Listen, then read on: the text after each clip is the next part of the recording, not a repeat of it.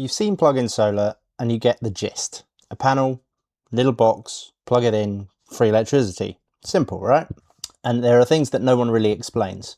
Why does everyone keep saying 800 watts? What's a G98? Can I get paid to export? By the end of this video, fingers crossed, you'll understand a little bit more.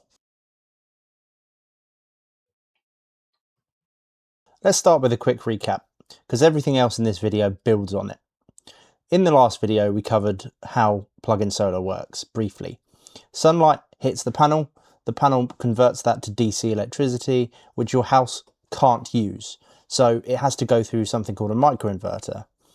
It then converts it to AC power and pushes it into your house through the plug.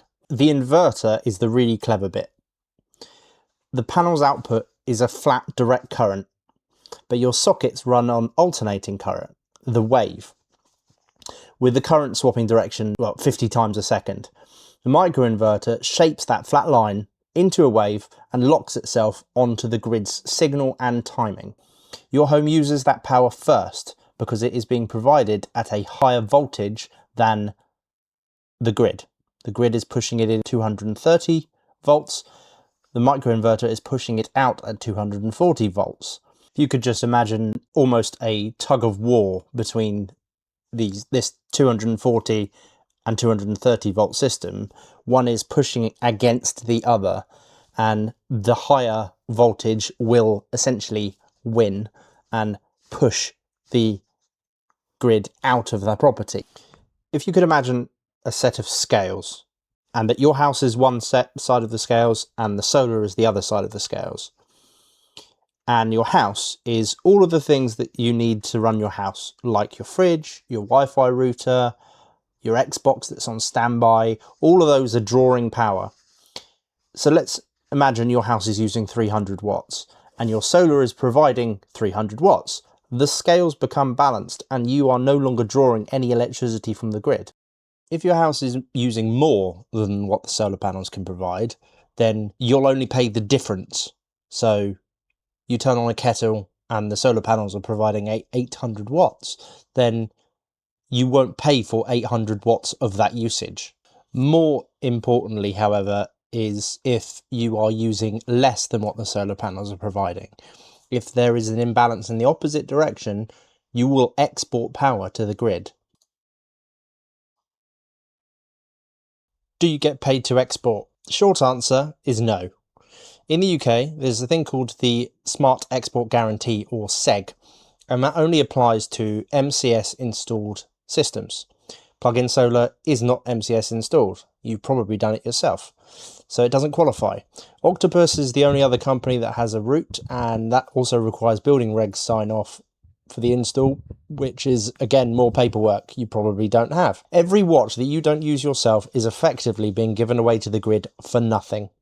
It completely changes the economics. The only way that it actually saves you money is it offsets whatever you would have used had you not had the system. Every unit you export is worth nothing.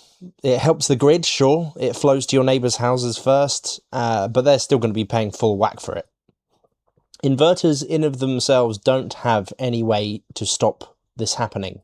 It's called zero feed-in. For you to actually be able to do that and not feed anything in, you need another product like a battery or smart plugs, which can help either soak up the energy or use the energy if there is any extra. Both of which I'm going to be covering in future videos. The number that you're going to see everywhere, 800 watts. All plug-in kit tends to be filtered around that number. And it's not a random number, and it's not about how much the panels can make, it's how much the inverter can push into the house at any one time, maximum output. The thinking is that 800 watts is small enough to be safe on a normal domestic circuit, but also small enough that the wider grid doesn't really need to care about it. It's less than 5 amps. It's the level that the UK seems to be converging on for a simple notify and go route for plug-in solar. It's the same figure that Germany picked, and millions of these systems are already running in Germany, up to about 4 million is estimated. So when you see an inverter advertised for 800 watts, it's the ceiling that comes out of the end of the plug, not what the panels can produce. Honestly, 800 watts actually does go further than you think. It powers all of your home devices, standby, router, things that I've mentioned before. It won't run a kettle, it's not designed to, but it will help towards running the kettle.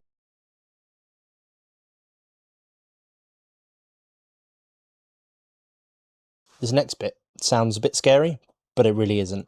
Telling your DNO, your district networked operator, it's the company that owns the actual wires on the street outside, not the company that you actually pay electricity to. The rule in the UK is that anything that generates electricity and is capable of exporting needs to be notified. They need to know that you have it in your house. The reason why is so that they can balance the grid effectively. All of the houses on your street will share a same voltage level, and that voltage level changes based on if anyone's generating electricity or not. To keep the entire system safe, they just need to know that you have something in your house that can generate.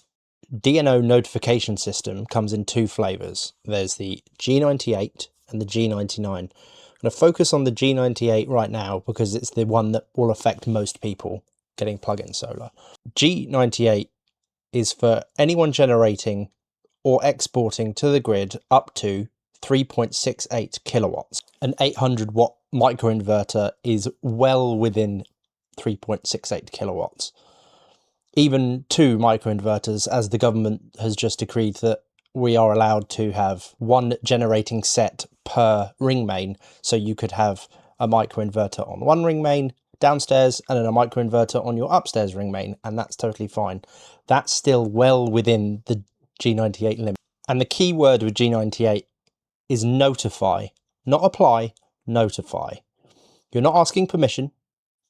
You're telling them that the system exists and how big it is and what the equipment is, i.e. the manufacturer, and that it is ENA type compliant. There's a database with all the compliant devices, and you search that database when you are filling out the form. There is a how to fill out a G98 notification form on our website. If you look in the description, you'll find a link to it there. The G99 is anything above 3.68 kilowatts. It's an application process. You have to ask and you then get assigned an amount that you can export.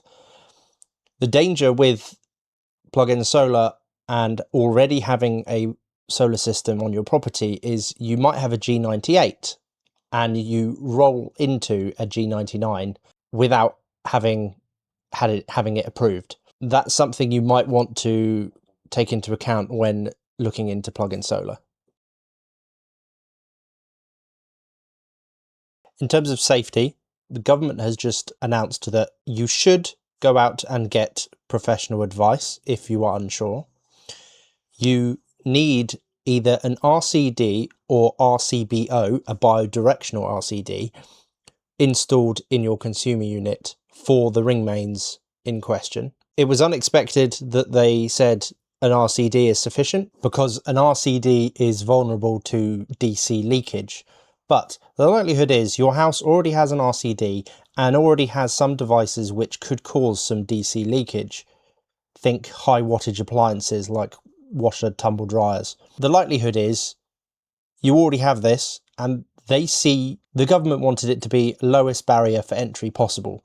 The moment you have to fork out extra money, it suddenly makes the entire system not as economically viable. But the bigger half of the answer is the inverter itself. But rather than just take my word for it, the guys at eFix, another YouTube channel, take a proper deep dive, and they're electricians and they have a lab, and they did a brilliant deep dive where they actually safety test the plug-in solar kit. They pulled the plug mid-generation and put a reader on the end of the plug to see what happens. I'm going to put the link in the description, and it's genuinely worth your time. It's about 20 minutes long and is a brilliant watch. In terms of safety, the moment there is a power cut, plug-in solar equipment is meant to cut out within half a second. Modern and up-to-date equipment will probably cut out a lot faster than that, and you'll find in the eFix's video they demonstrate as such. And for now, that concludes the video. There's a lot more detail to be had, and we're going to be diving into batteries, zero feed-in, how to fill out a G98, different ways that you could mount your panels, looking into other people's setups, and many other types of videos. If you've got any ideas, jump in the comments. I'd love to hear them.